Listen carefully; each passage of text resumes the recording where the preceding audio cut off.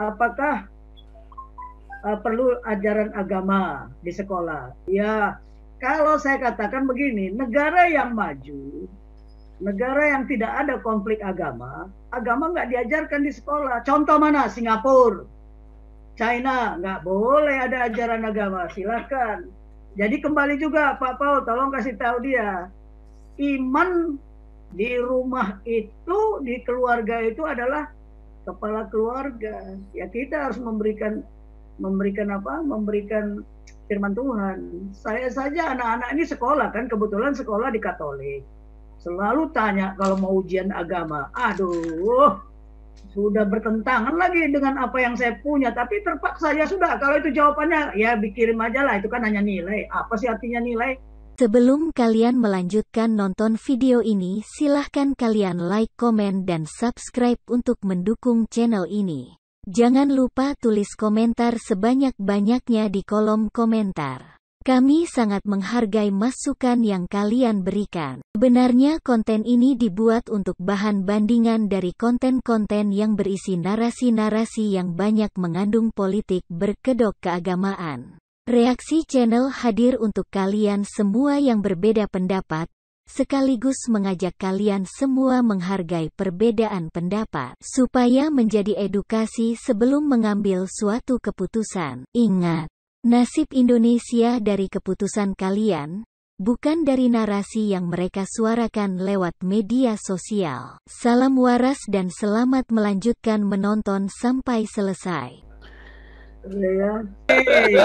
Damai sejahtera bagi kita semua, anak kerajaan Tuhan dan anak bangsa tanpa batas dimanapun kita berada. Supaya tidak ndas-mundasku, makanya kita harus ada standar patokan. Kan begitu. Standar patokan itu apa? Contoh, dia bilang tadi, apakah perlu ajaran agama di sekolah? Ya, kalau saya katakan begini, negara yang maju, negara yang tidak ada konflik agama nggak diajarkan di sekolah. Contoh mana? Singapura, China, nggak boleh ada ajaran agama, silakan.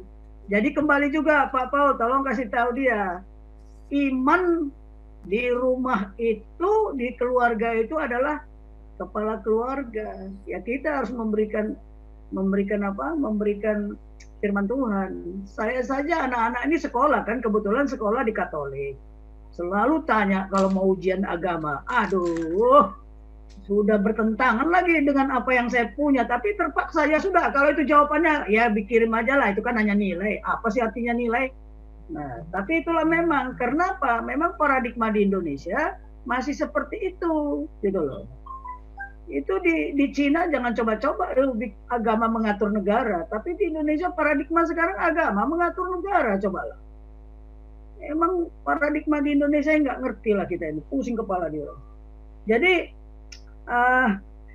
kalau dibilang masalah keadilan, tadi apakah agama Kristen saja atau agama tertentu aja yang dihapus? Ya kalau memang adil ya semuanya nggak ada gitu loh.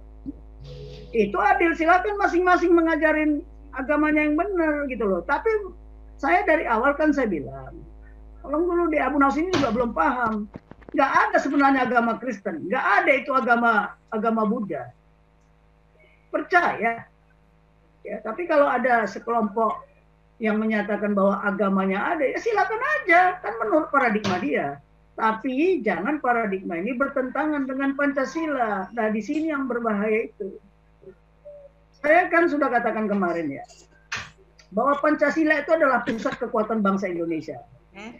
Anti terhadap Pancasila, ya sama saja menguburkan negara ini. Kenapa? Nah sekarang pertanyaan mengapa? Mengabaikan Pancasila dan perintah konstitusi.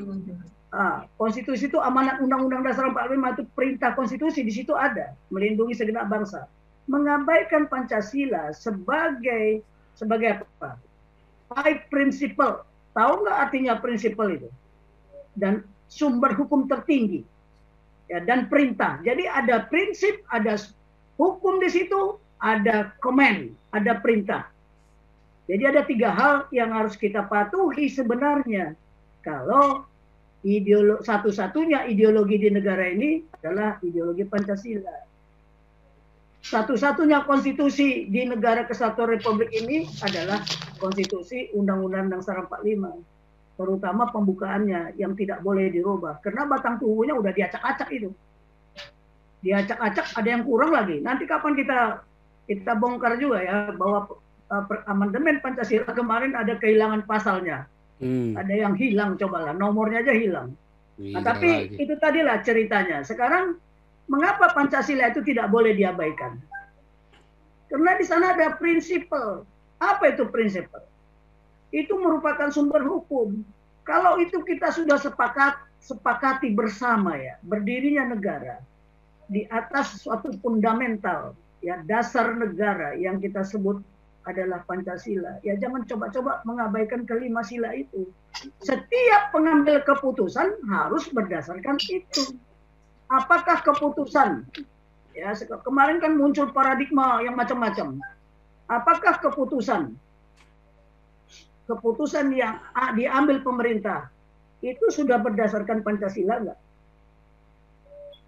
Ya, itu tadi. Contoh, masalah sekarang muncul lagi paradigma baru.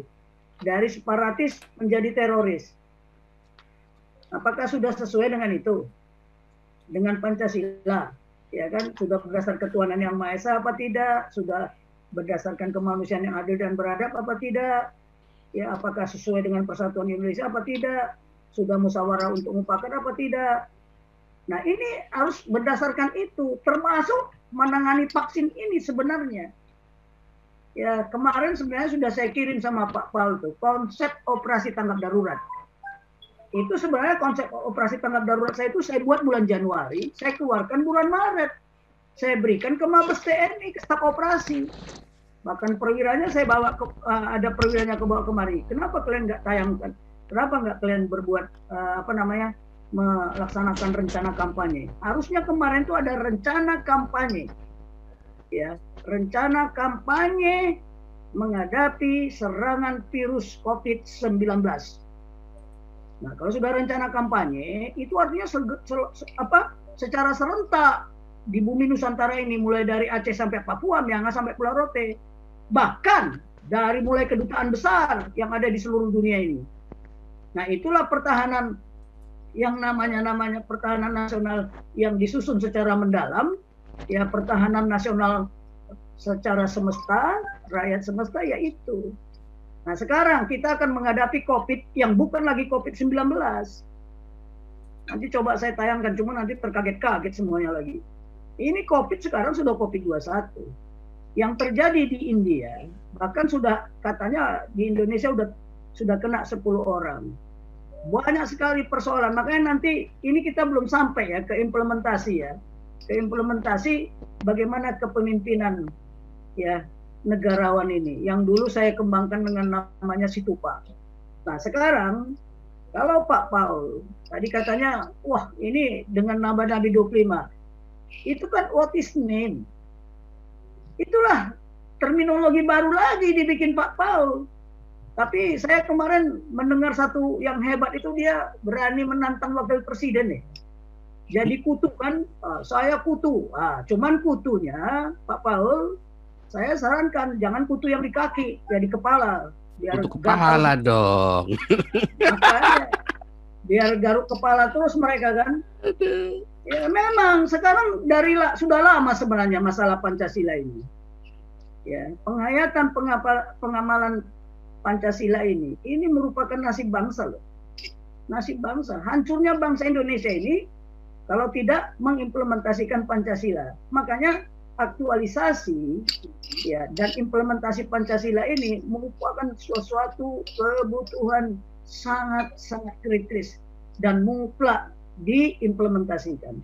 Tetapi kalau kita dengar ya memang kita kadang-kadang saya nggak ngerti ya, intelijen itu harusnya melihat kejadian-kejadian di masa lalu. Ya, terus kejadian-kejadian yang sekarang, kemudian apa yang akan terjadi?